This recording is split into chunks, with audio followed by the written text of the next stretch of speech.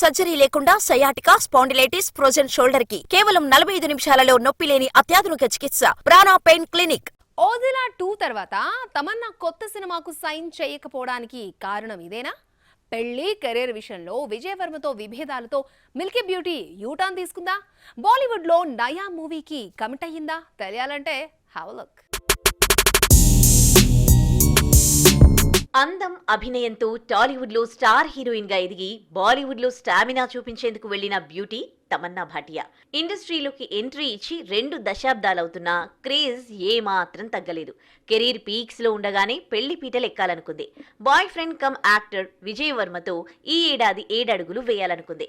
కానీ పెళ్లి, కెరీర్ విషయంలో భేదాభిప్రాయాలొచ్చి ఇద్దరూ విడిపోయారన్నది లేటెస్ట్ బజ్. భోళా శంకర్ తర్వాత తెలుగులో ఓదెలా 2 చేస్తోంది మిల్కీ బ్యూటీ. ఇందులో లేడీ అఘోరీగా కనిపించబోతోంది. రీసెంట్లీ రిలీజ్ చేసిన టీజర్ సినిమాపై అంచనాలు పెంచేస్తోంది. అలాగే డార్లింగ్ పేరెంట్స్ అనే ఓ వెబ్ సిరీస్ చేస్తోంది. ఇవి కూడా గతేడాది కమిట్ అయిన సినిమా అండ్ సిరీస్లు. వివాహ బంధంలోకి అడుగు పెట్టాలన్న ఉద్దేశంతో కొత్తవి కమిట్ కాలేదు మేడం. కానీ తానొకటి అనుకుంటే విజయ్ మరోటి డిసైడ్ చేశాడు. లెట్స్ బ్రేకప్ అనుకున్నారు. ఈ బాధ నుండి బయటపడేందుకు ప్రయత్నిస్తోంది మిల్కీ బ్యూటీ. మళ్లీ కెరీర్ పై ఫోకస్ చేస్తోంది. అజయ్ దేవ్గన్, సంజయ్ దత్ నటిస్తోన్న రేంజర్ మూవీలో తమన్నా భాటియా ఫిక్స్ అయినట్లు సమాచారం. ఈ ఏడాది మాత్రమే కాదు, బ్రేకప్ తర్వాత ఫస్ట్ మూవీకి తమ్ము సైన్ చేసిందని తెలుస్తోంది.